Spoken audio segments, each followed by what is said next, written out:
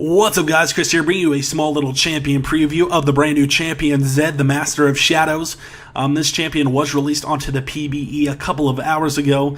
I'm just going to give you a small little preview of what his abilities do endgame, what he looks like, and just my overall opinions on him so far. It's going to be quick and to the point, so let's get started.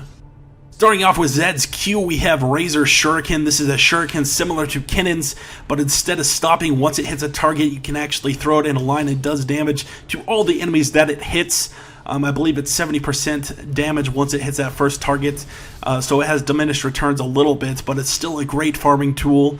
His W is called Living Shadow. He creates a shadow of himself, which he can then use his abilities with. His shadow will then mimic those abilities, sending him out twice. He can then press that W again to transfer over to his shadow, which allows him to create some pretty awesome looking jukes. His E ability is called Shadow Slash, which does damage around him, similar to both Akali's E and Darius's Q. This does slow enemies that it hits. You can actually time it up with your Living Shadow to have like a range slow ability. So you send out your shadow ahead of you where your target is running and you can slow them then with your E. Really cool. Adds another little thing to his kits, which is pretty fun overall from what I've experienced so far. His ultimate is called Death Mark, which you charge at the enemy, and once you arrive at the enemy, you put a time bomb type thing on the enemy for like 3 seconds, and then it explodes, dealing damage equivalent to the damage you already dealt on the target. So you probably want to use this early on so you can build up that damage stack and then have it explode on the enemy to either finish it or drop the enemy really low.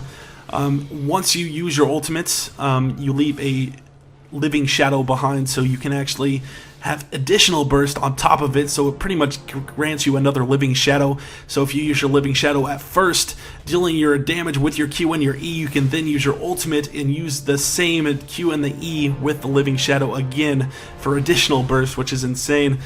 His E actually reduces, once you actually hit targets with it, will reduce the cooldown on the Living Shadow, so the more times you press it while fighting, the chances are you'll have another Living Shadow up when you'll need it. So overall, Zed's kit is pretty solid. I don't know where he's going to fit in for the current meta, but he might have a spot in Season 3 once Riot does what they say they're going to do to accommodate the melee assassins.